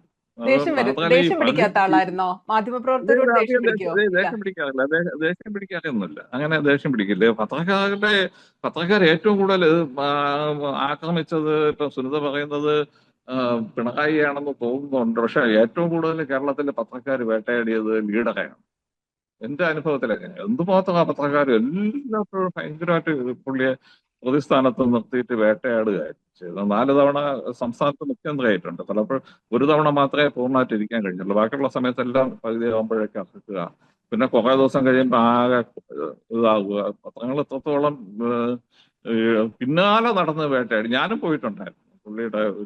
പുള്ളിയെ കുറച്ച് വെട്ടിൽ വീഴ്ത്തുന്നതിന് വേണ്ടി, എഴുതുന്നതിന് വേണ്ടി ഞാനും പോയിട്ടുണ്ട്. പക്ഷെ പിൽക്കാലത്ത് നല്ല അടുപ്പമായി, അത് വേറെ കാര്യം. എങ്കിലും അങ്ങനെ പോയിട്ടുണ്ട്. പക്ഷെ പക്ഷെ ഒരിക്കൽ പോലും പുള്ളി പത്രക്കാരോട് അങ്ങനെ മോശമായിട്ട് പെരുമാറിയിട്ടില്ലെന്ന് മാത്രമല്ല, പത്രക്കാർക്ക് എല്ലാ സഹായവും ചെയ്തു തരുന്നത് പുള്ളിയാണ്. പിന്നെ അന്ന് പത്രക്കാര് വയ്യാതായപ്പോഴൊക്കെ പറയുന്ന കാര്യങ്ങൾ പത്മജി ആയിരുന്നോ പത്രക്കാരെ കോണ്ടാക്ട് ചെയ്തിരുന്നത്? വയ്യാതൊക്കെ ആയി തുടങ്ങിയപ്പോ അല്ല അല്ല അല്ല അല്ല അല്ല നേരിട്ട് അല്ല തന്നെ? ബാക്കി നേരിട്ട് തന്നെ ചെയ്യണം. വയ്യാതാകുന്ന സമയത്തൊക്കെ, പിന്നെ അവസാന ഘട്ടത്തില് ഞാൻ ഇവിടെ തിരുവനന്തപുരത്തുണ്ടായിരുന്ന സമയത്ത് ഞാൻ അദ്ദേഹത്തിന്റെ വീട്ടിൽ മിക്കവാറും ഇടയ്ക്കൊക്കെ പോകുമായിരുന്നു. ചെന്നിട്ട് രാവിലെ പോയിട്ട് ഉച്ചവരെ ഇരിക്കും. വേറെ ആരും ഇല്ലായിരുന്നു. ആകപ്പാടെ 2-3 പോലീസുകാരും പിന്നെ വല്ലപ്പോഴും വരുന്ന ഒരു പ്രവർത്തകന് മാത്രം ഉണ്ടായിരുന്ന ഒരു ഘട്ടം ഉണ്ടായിരുന്നു അവസാനം. ആ സമയത്ത് പോകുമ്പോ വിടില്ല, ഇരിക്കുന്നു പറഞ്ഞിട്ട്. ഈ ക്രിക്കറ്റ് കണ്ടോണ്ടിരിക്കുന്ന ലീഡറെ ഓർക്കാൻ കഴിയുമോ? ക്രിക്കറ്റ് കളി, വൈകിട്ടുള്ള സീരിയല്, ഇതൊക്കെ പുള്ളി കണ്ടോണ്ടിരിക്കുവായിരുന്നു. അങ്ങനെയും ലീഡർക്ക് അവസാനത്തെ ഒരു ഘട്ടം ഉണ്ടായിരുന്നു. ഇപ്പൊ വളരെ അടുപ്പമുണ്ടായിരുന്നു മനസ്സിൽ. വി ഡി സതീശൻ സർക്കാരിലെ ഇപ്പൊ ഇതുവരെയുള്ള ഒരാഴ്ചനെ എങ്ങനെ വിലയിരുത്തുന്നേ? ഈ സെക്രട്ടറിമാരെ നിയമിച്ചത് ആയിട്ടില്ല, ഒട്ടും ആയിട്ടില്ല. ഇനിയിപ്പോ അതൊരു 6 മാസമെങ്കിലും കഴിയാതെ നമുക്കൊന്നും പറയാൻ പറ്റില്ല. 6 ഒരു 6 മാസോ? മാസത്തെ അതൊക്കെ ഭയങ്കര ഒരു ലിബറൽ കാഴ്ചപ്പാടല്ലേ? 6 മാസം ഒരു സർക്കാരിനെ വിലയിരുത്താൻ? 6 മാസം ഒരു ഏത് ഹണിമൂൺ ടൈം എന്നൊക്കെ പറയും, പിന്നീട് കൂളിംഗ് ടൈം എന്നൊക്കെ പറയും. 6 മാസം തരുന്നല്ലോ. ഒരു ഒരു പുതിയ ഗവൺമെന്റ് വന്നിട്ട് അവർക്ക് പ്രവർത്തിക്കാൻ അല്പം സമയം കൊടുക്കണം. കൊടുത്തതിന് ശേഷം അവരെങ്ങനെ ചെയ്യുമെന്ന് നോക്കിയിട്ട്. കാരണം എല്ലാം പുതിയൊരു സെറ്റപ്പാണ്. ഈ ഉദ്യോഗസ്ഥരുടെ ഒരു ഒരു ഭരണയന്ത്രമുണ്ട്. ഭരണയന്ത്രം ആ ഭരണാധികാരികൾക്കൊന്ന് വഴങ്ങി കിട്ടണമെങ്കിൽ തന്നെ കുറെ ദിവസം എടുക്കും. നമ്മൾ വിചാരിക്കുന്നതല്ല, ഒരുപാട് വർഷങ്ങളായിട്ട് ഇങ്ങനെ കുറ്റുപിടിച്ച് കിടക്കുന്ന സമ്പ്രദായങ്ങളും കാര്യങ്ങളുമാണ് അതിനകത്താണ് കിടക്കുന്നത്. അത് ഇപ്പൊ നമ്മളൊരു തീരുമാനം എടുത്ത് നടപ്പാക്കണമെന്ന് വിചാരിച്ചിട്ടുണ്ടെങ്കിൽ അത് 100,000 തടസ്സങ്ങളായിരിക്കും, അതിന്റെ നിയമപരമായിട്ടുള്ള തടസ്സങ്ങളായിരിക്കും വരുന്നത്. അതിനെ മറികടക്കണമെങ്കിൽ കുറെ ദിവസം കൂടെ കഴിഞ്ഞതിന് ശേഷം നല്ല പരിചയ സമ്പത്ത് ആർജിച്ചിട്ടേ പറ്റുള്ളൂ. ഇപ്പൊ ലീഡറെ പോലുള്ള ഒരാൾക്കൊക്കെ ആണെങ്കിൽ എത്ര വലിയ തടസ്സം ഉണ്ടായിരുന്നാലും അതിനെ മറികടക്കാനുള്ള ഉമ്മൻചാണ്ടിക്കും എത്ര വലിയ തടസ്സം ഉണ്ടെങ്കിലും അതിനെ ഉമ്മൻചാണ്ടിയുടെ ബ്രീഫിംഗ് മറികടക്കാനുള്ള എങ്ങനെയായിരുന്നു? ഫോഴ്സ്. ഉമ്മൻചാണ്ടി എങ്ങനെയായിരുന്നു ബ്രീഫിംഗിലും ഉമ്മൻചാണ്ടിയുടെ ബ്രീഫിംഗ് വളരെ രസകരമായിട്ടുള്ളതാണ്. ഉമ്മൻചാണ്ടിയുടെ ബ്രീഫിംഗ് അത് മണിക്കൂറുകളോളം നീളും. ചോദ്യവും ഉത്തരവുമായിട്ടൊക്കെ. ആദ്യം പുള്ളി തീരുമാനങ്ങൾ പറഞ്ഞിട്ട് പിന്നെ എല്ലാ ചോദ്യങ്ങൾക്കും മറുപടി പറയും. അതുകൊണ്ട് പിന്നീട് ഞങ്ങൾക്ക് 2 പത്രക്കാർക്ക് ഒരു പത്ര ഓഫീസിൽ നിന്ന് തന്നെ 2 പേര് പോയിട്ട് വന്നിട്ടുണ്ട്. ഞാനും കൂടെ പോകാറുണ്ടായിരുന്നു ചിലപ്പോൾ. സുബേറാണ് ക്യാബിനറ്റ് നോക്കുന്നത്, എങ്കിലും ഞാനും കൂടെ പോകാറുണ്ടായിരുന്നു. കാരണം ഇത് അത്രയും കാര്യങ്ങളുണ്ട്. പൊളിറ്റിക്സ് ഒക്കെ ഞാൻ നോക്കുകയും പിന്നെ ബാക്കി കാര്യങ്ങൾ സുബേർ നോക്കുകയും ചെയ്യുന്ന ഒരു അവസ്ഥ ഉണ്ടായിരുന്നു. എത്ര വേണമെങ്കിലും സംസാരിക്കാം. പക്ഷെ പുള്ളി വളരെ അപൂർവമായിട്ട് മാത്രമേ അങ്ങനെ ഒരു ക്ഷുഭിതനായി കണ്ടിട്ടുള്ളൂ. ചില സമയത്ത് മാത്രം ക്ഷുഭിതനായി കാണും. പക്ഷെ ബാക്കിയുള്ള സമയത്ത് എപ്പോഴും അപ്രോച്ച് ചെയ്യാൻ കഴിയുന്ന ഇതാണ്. പുള്ളിയുടെ വീടൊക്കെ ആണെങ്കിൽ എപ്പോഴും എല്ലാവർക്കും വേണ്ടി തുറന്നു കിടക്കുന്നതാണ്. ഇപ്പൊ സ്വന്തം വീട്ടിൽ ഈ ടൈം മാനേജ്മെന്റില് വലിയ ടൈം മാനേജ്മെന്റ് ശരിയല്ലാത്തോണ്ടായിരിക്കൂലേ ഫുൾ ടൈം ജോലി ചെയ്യേണ്ടിയൊക്കെ വരുന്ന ഒരു കൃത്യസമയത്ത് വാർത്താ സമ്മേളനം പോലും കട്ട് ചെയ്യാൻ പറ്റുന്നില്ല. ഫുൾ ടൈം ജോലിയാണ്. പിന്നെ ഓഫീസ് എപ്പോഴും ലൈവ് സ്ട്രീമിംഗ് ആണല്ലേ. 24 മണിക്കൂറും അദ്ദേഹത്തിന്റെ ഓഫീസിനകത്ത് നടക്കുന്ന കാര്യങ്ങൾ അങ്ങനെ നമ്മൾ ലൈവായിട്ടൊരു കാഴ്ച കണ്ടില്ലേ? ഭ്രാന്തം കയറി കസേരയിൽ ഇരിക്കുന്നത് വരെ കണ്ടിട്ടില്ലേ? അത്രയ്ക്കും ഓപ്പൺ ആയി. അത്രയ്ക്കും സുതാര്യത ആവശ്യമുണ്ടോ ഒരു മുഖ്യമന്ത്രിയുടെ ഓഫീസിന്? പുള്ളിയുടെ രീതി അതായിരുന്നു. അതുകൊണ്ടായിരുന്നു അങ്ങനെ ആ ഒരു ആറ്റിറ്റ്യൂഡായിരുന്നു. ഇപ്പോഴത്തെ നമുക്ക് ടെലിവിഷനുകൾ പുതിയ ടെലിവിഷനുകൾ എങ്ങനെ കാണുന്നു? ഇപ്പൊ റിപ്പോർട്ടർ TV, ഏഷ്യാനെറ്റിലാണല്ലോ, ഏഷ്യാനെറ്റ് മാത്രം ഉണ്ടായിരുന്ന ഒരു കാലത്തേക്ക് ഒരുപാട് ടെലിവിഷനുകൾ വന്നു. അത് ബിഗ് ടിവിയിൽ എത്തി നിൽക്കുന്നു. 24 റിപ്പോർട്ടർ, ബിഗ് TV. ഈ കാലത്തെ വലിയ ജേർണലിസത്തെ പ്രളയമല്ലേ, വലിയ പ്രളയമല്ലേ. ഓരോരുത്തരും അവരുടെ സ്പേസ് പിടിക്കുന്നതിന് വേണ്ടി ഓരോ പുതിയ കാര്യങ്ങളൊക്കെ ഉണ്ട്. അത് പത്രപ്രവർത്തനം എന്ന് പറഞ്ഞാൽ അവരുടെ പുതിയ വ്യാഖ്യാനങ്ങൾ വരെ കൊണ്ടുവന്നു. പത്രപ്രവർത്തനം എന്ന് പറഞ്ഞാൽ എനിക്ക് അത് സങ്കല്പിക്കാൻ കഴിയാത്ത ചില കാര്യങ്ങളുണ്ട്. എനിക്ക് ഇപ്പൊ നമുക്കൊരു ഒരു പത്രപ്രവർത്തകനായിരുന്നാൽ അയാള് പുറമേക്കെങ്കിലും നിഷ്പക്ഷമത പാലിക്കണം. അയാളുടെ മനസ്സിനകത്ത് എന്നെ ജോൺസാറൊക്കെ KC ജോൺസാറാണ് എന്റെ ഒരു ഗുരു പത്രപ്രവർത്തന രംഗത്ത്. സാറൊക്കെ പറയും, നിങ്ങളുടെ മനസ്സിൽ നിങ്ങൾക്ക് എന്ത് അഭിപ്രായം ഉണ്ടായിരുന്നാലും അതൊരിക്കലും നിങ്ങളുടെ വാർത്തയിൽ പ്രതിഫലിക്കരുത്. നിങ്ങളുടെ മനസ്സിനകത്തുള്ളത് അവിടെ ഇരിക്കട്ടെ. പക്ഷെ എഴുതുമ്പോ കൃത്യമായിട്ട് അതിനകത്തുനിന്ന് വേറിട്ട് തന്നെ വരണം എന്നാണ് പറഞ്ഞത്. പക്ഷെ ഇപ്പോ ഇപ്പൊ സംഭവിക്കുന്നത് നമ്മൾ ഞാൻ BJP കാണുന്നത് ആണ്. മാധ്യമപ്രവർത്തകര് ചേരി തിരിഞ്ഞ് രാഷ്ട്രീയം പറഞ്ഞ അടിപിടി കൂടുന്നതിനാണ് ആ ഏറ്റവും കൂടുതൽ റേറ്റിംഗ്. രാഷ്ട്രീയം പറയുന്നത് അത് അത്ഭുതകരമാണ്. കാരണം ഞാൻ BJP-യുടെ ലേഖകനാണ്, BJP ആണ്, ഞാൻ CPM ആണ്, ഞാൻ ഇടതുപക്ഷ പത്രപ്രവർത്തകനാണെന്നൊക്കെ അഭിമാനപൂർവ്വം പറയുന്നത് കേൾക്കുമ്പോഴേ എനിക്ക് ഇത് തോന്നുന്നുണ്ട്. അതെന്താ അങ്ങനെ സംഭവിക്കുന്നതെന്ന്. അത് അവരുടെ വിശ്വാസ്യതയല്ലേ അവർ തകർത്തളയുന്നത്. ഇപ്പൊ ഞാൻ എഴുതുന്ന വാർത്തകൾക്ക് വിശ്വാസ്യത ഉള്ളത് ഞാൻ നിഷ്പക്ഷമായിട്ടല്ലെങ്കിൽ എന്റെ പൊളിറ്റിക്സ് എന്റെ കയ്യിലുണ്ടാവും. പക്ഷെ ഞാൻ എഴുതുമ്പോൾ അത് അങ്ങനെ വരില്ല. അത് പത്രത്തിന് വേണ്ടി, ജനങ്ങൾക്ക് വേണ്ടിയല്ലേ എഴുതേണ്ടത്. ഇപ്പൊ പത്രപ്രവർത്തകരെന്ന് പറയുന്നത് ജനങ്ങളുടെ കണ്ണും കാതുമാണ്. അപ്പൊ ജനങ്ങൾക്ക് നേരിട്ട് വന്ന് മന്ത്രിസഭായോഗത്തിൽ ഇരുന്ന് ചോദ്യം ചോദിക്കാൻ പറ്റില്ല, കാഴ്ചകൾ കാണാൻ പറ്റില്ല, അത് എഴുതാൻ പറ്റില്ല. അവർക്ക് പകരം ചെന്നിരുന്ന് ഇത് എഴുതേണ്ടതും കാണേണ്ടതും ജനങ്ങളുടെ കണ്ണാണ് പത്രക്കാരുടെ കണ്ണ്. അതെനിക്ക് റിപ്പോർട്ട് ചെയ്യുമ്പോഴും, ഞാൻ അവിടെ ഇരിക്കുമ്പോഴും, എനിക്ക് ക്യാബിനറ്റ് റൂമിൽ ഇരിക്കുമ്പോഴോ അല്ലെങ്കിൽ നിയമസഭയിൽ ഇരിക്കുമ്പോഴോ എനിക്ക് എപ്പോഴും തോന്നാറുണ്ട്, ഞാൻ എത്രയോ ആളുകൾക്ക് വേണ്ടിയാണ് ഞാൻ ഈ കാണുന്നത്. അപ്പൊ ആ സമയത്ത് നമ്മൾ ചുരുങ്ങിയിട്ട് ഞാൻ ഏതെങ്കിലും ഒരു പാർട്ടിക്കാരനായി മാറിയാൽ ഞാൻ അത് ജനങ്ങളോട് ചെയ്യുന്ന ഒരു ഒരു വഞ്ചനയോ അവരെ തട്ടിക്കലല്ലേ. അതിപ്പം നമുക്ക് ഇപ്പോ ഈ ചില ചാനലുകൾ കാണുന്നത് റിപ്പോർട്ടർമാർ ചേരി തിരിഞ്ഞ് അങ്ങോട്ടും ഇങ്ങോട്ടും, എഡിറ്റേഴ്സ് ചേരി തിരിഞ്ഞ് അങ്ങോട്ടും ഇങ്ങോട്ടും തല്ലുകൂടുന്നതാണ്. അവരുടെ വാർത്തയ്ക്ക് എന്ത് വിശ്വാസ്യത ഉണ്ടാവുന്നത്? വിശ്വാസ്യത വേണമല്ലോ. ഈ ആളുകളുടെ കാഴ്ച നമുക്ക് ഇത് കൂടുമായിരിക്കും. കാഴ്ചക്കാര് ചിലപ്പോൾ തല്ല് കൂടുന്നത് കാണാനും വിവിധ പോയിന്റുകൾ കാണുന്നതിന് വേണ്ടി കൂടുതലായിരിക്കും. പക്ഷെ അവരറിയുന്നില്ല അവരുടെ വിശ്വാസ്യതയാണ് അതിനകത്ത് പോകുന്നത്. അങ്ങ് ഒരു മാധ്യമപ്രവർത്തകരെ കാണുന്നത് രാഷ്ട്രീയക്കാരെ പോലെ തന്നെയാണ്. ഇപ്പൊ രാഷ്ട്രീയക്കാര് ഒരുപാട് ജനങ്ങളുടെ ഒരു പ്രതിനിധിയാണ് എന്നതുപോലെ തന്നെ ഓരോ മാധ്യമപ്രവർത്തകനും ഒരുപാട് ജനങ്ങളുടെ പ്രതിനിധിയാണ്. അവരുടെ ശബ്ദമാണ് ജനങ്ങളുടെ പ്രതിനിധിയാണ്. പ്രതിഫലിപ്പിക്കുന്നത്. നമ്മൾ ഈ പക്ഷെ അപ്പോ ഇത് ജനങ്ങളുടെ വാർത്തയല്ലാതെ പ്രതിനിധിയാണ്. ഒരു ടെലിവിഷൻ ഷോയോ ഒരു റിയാലിറ്റി ഷോയോ ഒക്കെ പോലെ, ബിഗ് ബോസ് ഒക്കെ പോലെ ആയതുകൊണ്ടായിരിക്കാം അവർ ഇത്തരത്തിലുള്ള അതെ അതെ, പ്രകടനങ്ങൾ. അങ്ങനെ ഒരു ഷോ ആയിട്ട് മാറുന്നത്. അത് ഷോ ആയിട്ട് മാറുമ്പോൾ ഇതിപ്പോ ചില ഇത് അവരുടെ സ്വന്തം ഐഡന്റിറ്റി മറച്ചു വെച്ചിട്ട് അവർ വേറൊരു രാഷ്ട്രീയത്തിന്റെ ആളായിട്ട് അഭിനയിക്കുക കൂടെ ചെയ്യുന്നു. അത് ചിലര് അവരുടെ സ്വന്തം സത്വം മാറ്റി വെച്ചിട്ട് അവര് ചിലപ്പോൾ മനസ്സിന്റെ കോൺഗ്രസിന്റെ ആളായിരിക്കും, അത് മാറ്റി വെച്ചിട്ട് അവര് BJP-യുടെ ആളായിട്ട് അഭിനയിച്ച് ടെലിവിഷൻ റിപ്പോർട്ടിരിക്കുകയാണ്. അതൊക്കെ പുതിയ രീതികളായിരിക്കാം. നമുക്കൊന്നും പരിചയമില്ലാത്ത, ഞങ്ങളുടെ തലമുറയ്ക്കൊന്നും പരിചയമില്ലാത്ത പുതിയ രീതികളായിരിക്കാം. ഈ രീതികൾ മാറി മാറി വരെയല്ലേ. പക്ഷെ ജനങ്ങൾക്കെല്ലാം മനസ്സിലാവും. അതൊക്കെ ഉള്ളൂ. അതോ പിണറായി വിജയൻ എപ്പോഴും പറയാറുന്നില്ലേ ജനങ്ങൾക്കെല്ലാം മനസ്സിലാവുന്നു, പക്ഷെ അവരൊന്നും എല്ലാം മനസ്സിലാക്കുന്നുണ്ടായിരുന്നില്ലല്ലോ. അതുപോലെയാണോ ഇതും? ജനങ്ങൾക്കെല്ലാം മനസ്സിലാവും. വി ഡി അദ്ദേഹത്തിന് സതീശൻ മനസ്സിലായി, ജനങ്ങൾക്ക് മനസ്സിലായി. വി ഡി സതീശൻ എന്ന രാഷ്ട്രീയ നേതാവിനെ എങ്ങനെയാ വിലയിരുത്തുന്നത്? VD സതീശൻ എന്ന രാഷ്ട്രീയ നേതാവ് നല്ല ക്ലാരിറ്റിയുള്ള ഒരു രാഷ്ട്രീയ നേതാവാണ്. നന്നായിട്ട് കാര്യങ്ങൾ പഠിച്ച് നന്നായിട്ട് നിയമസഭയിൽ എത്രയോ കാലം ഞാൻ പുള്ളിയെ വളരെ ക്ലോസ് ആയിട്ട് മോണിറ്റർ ചെയ്ത് വാച്ച് ചെയ്തിട്ടുള്ളതാണ്.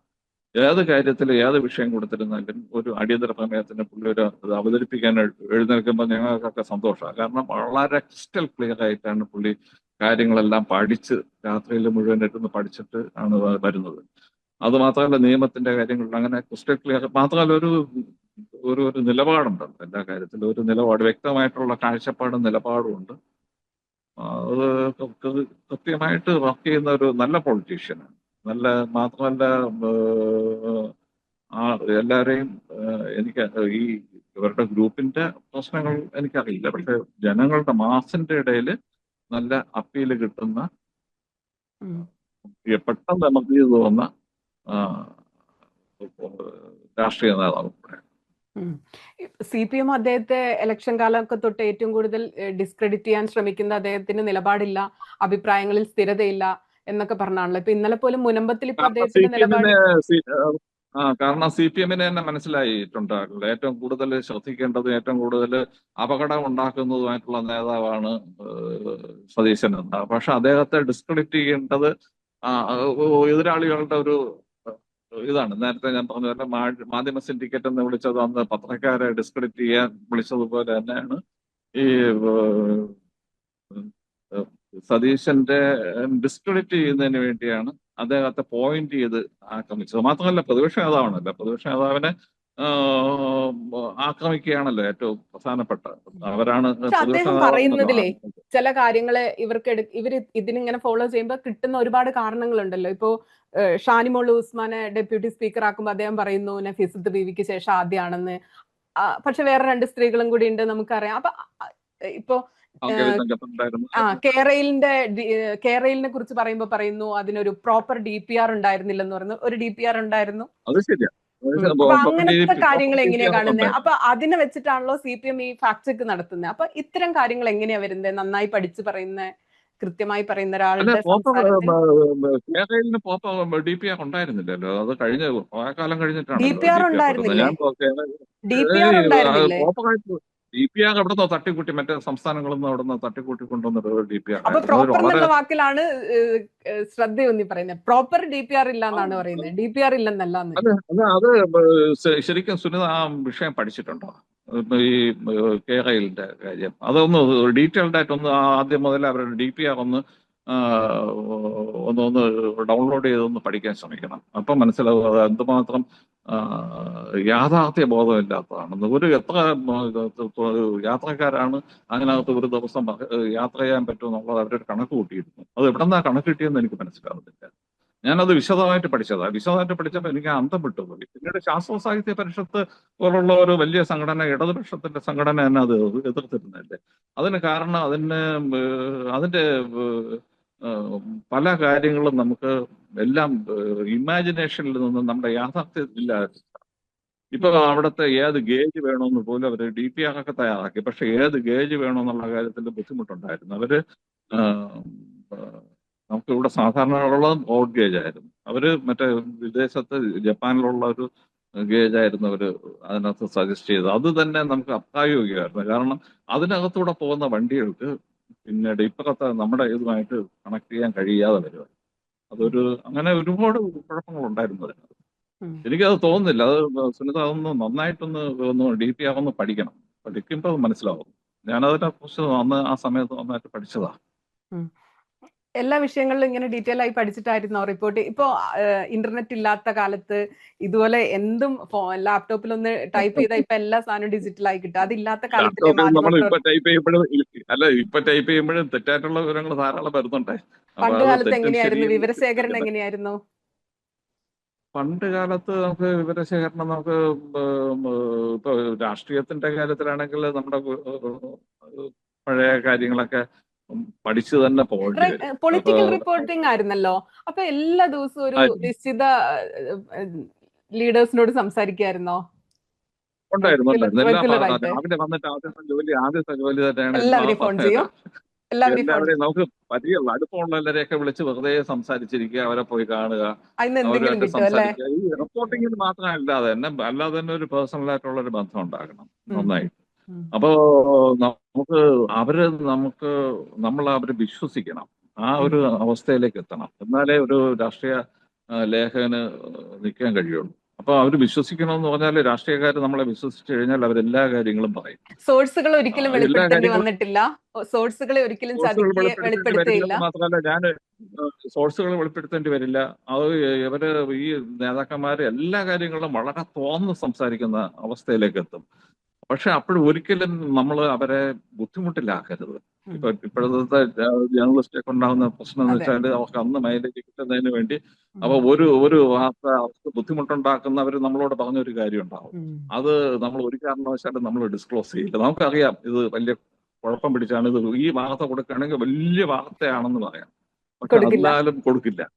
അവരെ ബുദ്ധിമുട്ടിക്കുന്ന ഒരെണ്ണം കൊടുക്കില്ല. അപ്പൊ അവർക്കുണ്ടാവുന്നതെന്ന് വെച്ചാൽ നമ്മളോട് എന്ത് വേണമെങ്കിലും അവർ പറയും. വളരെ അടുത്ത കൂട്ടുകാരോട് സംസാരിക്കുന്നത് പോലെ, അല്ലെങ്കിൽ നമ്മളോട് ഉപദേശം ചോദിക്കുന്നത് പോലെയോ പല വിധത്തിലും സംസാരിക്കും. എല്ലാ കാര്യങ്ങളും പറയും. അപ്പൊ ഞാൻ എന്നിട്ട് ചില കാര്യങ്ങളാണെങ്കിൽ ഇത് കൊടുക്കട്ടെ എന്ന് ചോദിക്കും. അപ്പൊ കൊടുക്കാൻ അവർക്കും കൂടെ ദോഷം ഉണ്ടാക്കുന്ന സാധനമാണെങ്കിൽ കൊടുക്കാൻ ഒന്ന് പറയുകയാണെങ്കിൽ കൊടുക്കുന്നേ ഉള്ളൂ. അല്ലെങ്കിൽ പിന്നെ അവരൊരാൾ തരുന്നത് അവരെ നമ്മൾ ഒരിക്കലും വെട്ടിൽ വീഴ്ത്തില്ല. ഞാൻ ഒരിക്കലും ആരെയും വെട്ടിൽ വീഴ്ത്തിട്ടില്ല. അതുകൊണ്ട് തന്നെയാണ് എനിക്ക് എല്ലാവരുമായിട്ട് നല്ല ബന്ധമുണ്ടായിരുന്നു. ആർക്കും ഏറ്റവും കൂടുതൽ എനിക്ക് കറക്റ്റായിട്ട് കാര്യങ്ങൾ മനസ്സിലാക്കാനും റിപ്പോർട്ട് ചെയ്യാനും കഴിഞ്ഞിട്ടുണ്ട്. എത്രയോ ഏറ്റവും കാര്യങ്ങൾ മറ്റു ഇഷ്ടപ്പെട്ട പത്രങ്ങളൊക്കെ രാഷ്ട്രീയ നേതാവ് ആരാണ്? ഏറ്റവും ഇഷ്ടപ്പെട്ട രാഷ്ട്രീയ നേതാവ്? ഏറ്റവും ഇഷ്ടപ്പെട്ട രാഷ്ട്രീയ നേതാവ് അങ്ങനെ ചോദിച്ചാൽ ബുദ്ധിമുട്ടാണ്. എനിക്ക് കുറെ അധികം ഒരുപാട് പേരെ അടുപ്പമുണ്ടായിരുന്നു. ഉമ്മൻചാണ്ടിയായിട്ട് നല്ല അടുപ്പമുണ്ടായിരുന്നു. VS എൻ്റെ അടുപ്പമുണ്ടായിരുന്നു. പിന്നെ രമേശ് ചെന്നിത്തലയുടെ ഒപ്പം ഞാൻ വർക്ക് ചെയ്തിട്ടുണ്ട്. പിന്നീട് AK എന്തടുപ്പാ ലീഡറുമായിട്ടോ ഒരുപാട് പേര്. എന്ന് വെച്ചാൽ റിപ്പോർട്ട് ചെയ്ത വാർത്തകളെക്കാൾ കൂടുതൽ രഹസ്യങ്ങളും വാർത്തകളും ഒക്കെ ഇപ്പോഴും മനസ്സിലിരിക്കുകയാണല്ലേ? അതൊക്കെ ഒരു പുസ്തകമായിട്ട് എഴുതുവോ? അതെ അതെ അതെ അതെ അത് ഒരുപാടുണ്ടാവും. പുസ്തകമായിട്ട് വരുമോ? എഴുതണം. ആത്മകഥയായിട്ടായിരിക്കോ? അങ്ങനെ എല്ലാം എഴുതാനും കഴിയില്ല. അതെ എല്ലാതും എഴുതാൻ കഴിയില്ല. ആത്മകഥ എഴുതുകയാണെങ്കിൽ പോലും അതെ ഒരുപാട് കാര്യങ്ങളുണ്ട്. അത് പക്ഷേ നമ്മുടെ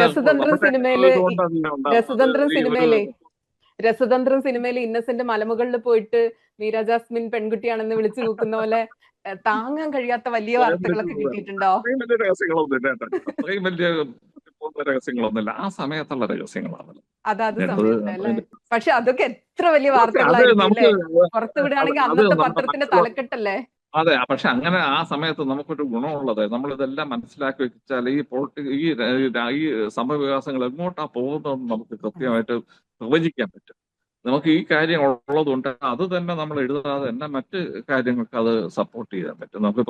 അപ്പോ നമുക്കറിയാൻ പറ്റും ഈ ഇതെങ്ങോട്ടാ മറ്റ് പത്രങ്ങൾ നേരെ തിരിച്ചെഴുതുമ്പോൾ പോകുന്നതിന്റെ വിപരീതമായിട്ടായിരിക്കും പലപ്പോഴും യാഥാർത്ഥ്യം സംഭവിക്കാൻ പോകുന്നത്. അതെനിക്ക് അറിയാൻ കഴിയും. അത് അനുസരിച്ച് റിപ്പോർട്ട് ചെയ്യാനും പറ്റും. അതെന്നെ ഒരുപാട് സഹായിച്ചിട്ടുണ്ട്. വളരെ മുമ്പേ അറിയായിരുന്നോ? ആയിരുന്നു. അദ്ദേഹത്തോട് ഞാൻ സംസാരിക്കുന്ന സമയത്ത് അത് ശരിക്കും മുരളീധരന്റെ ഒരു നിർബന്ധം കൊണ്ടാണ് പുള്ളി അത്. ലീഡർക്ക് വലിയ താല്പര്യമില്ലായിരുന്നു. അദ്ദേഹത്തിന്റെ റിപ്പോർട്ട് ഇത് ഉള്ളത് കൊണ്ടാണ് പോയത്. അല്ലെങ്കിലും അന്ന് ഭയങ്കര യുദ്ധം നടക്കുകയായിരുന്നല്ലോ. 35 MLA-മാരുടെ രാജിക്കത്ത് വാങ്ങിച്ച് ലീഡർ പോക്കറ്റിലിട്ട് നടന്ന സമയമായിരുന്നു. എനിക്കറിയാമായിരുന്നു പത്മജ ഈ അടുത്ത ദിവസങ്ങളിലെ ഈ തെരഞ്ഞെടുപ്പ് സമയത്ത് പത്മജ പറഞ്ഞത് ഇന്നത്തെ കാലത്താണെങ്കിൽ അച്ഛൻ BJP പോയേനെ. അങ്ങനെ ഒരു എപ്പോഴെങ്കിലും തോന്നിയിട്ടുണ്ടോ? എനിക്ക് തോന്നുന്നില്ല. ഒരിക്കലും ലീഡർ അങ്ങനെ ചെയ്യില്ല.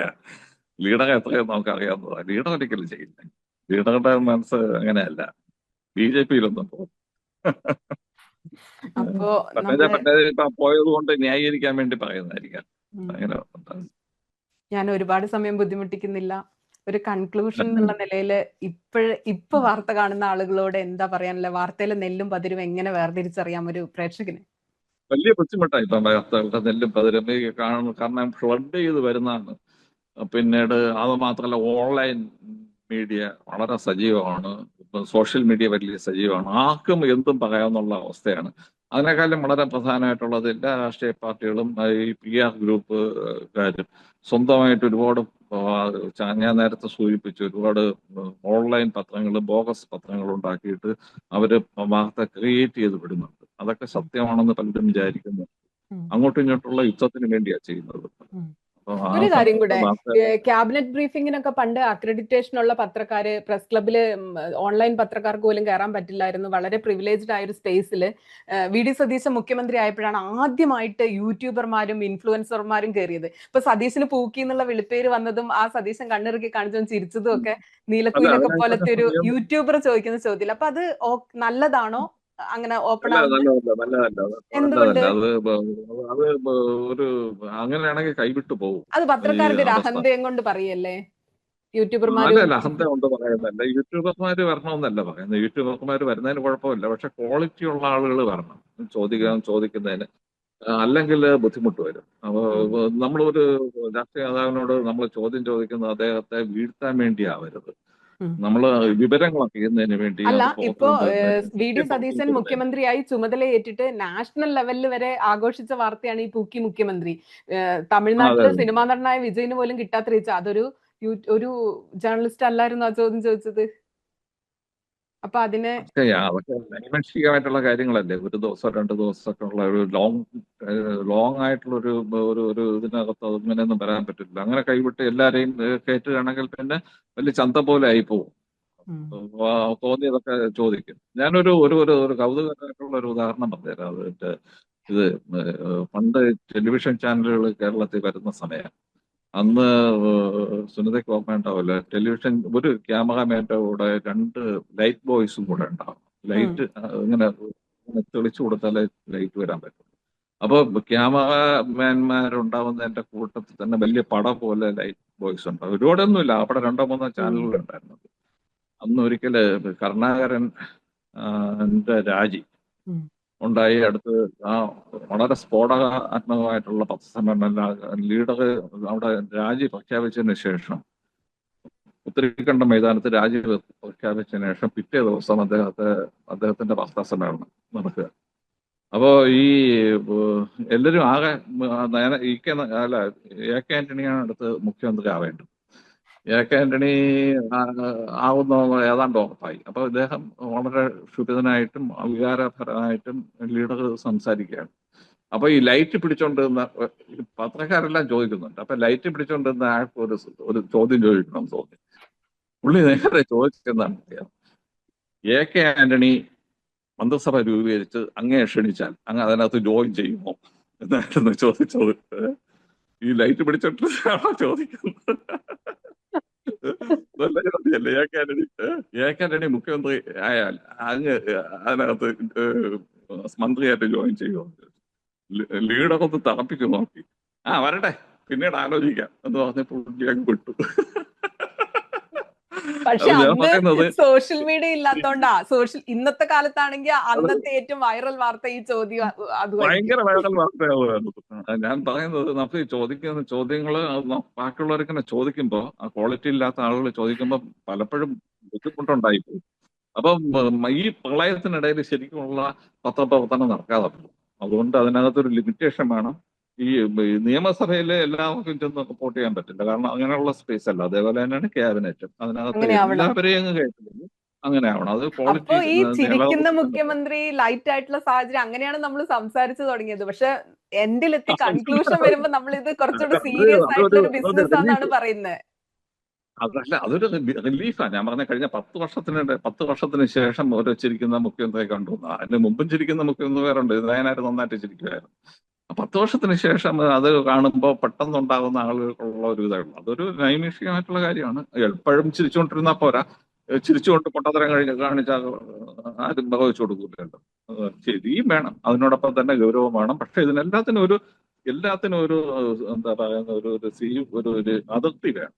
എല്ലാത്തിനും ലക്ഷ്മണ രേഖ എന്ന് പറയില്ലേ, അതെല്ലാത്തിനും വേണം. എല്ലാ കാര്യങ്ങൾക്കും അത് വേണം എന്ന് തന്നെയാണ് എന്റെ അഭിപ്രായം. അല്ലാതെ എല്ലാം തുറന്നു കൊടുത്താൽ ഉമ്മൻചാണ്ടിയുടെ സമയത്ത് ഒരാൾ കയറിയിരുന്നത് പോലത്തെ അവസ്ഥ ഉണ്ടാവും. അത് പാടില്ല. Thank you. ഓക്കെ, അപ്പൊ നമുക്ക് നിർത്തിക്കൂടെ? നിർത്താം. ഒരുപാടായി. നിർത്തി.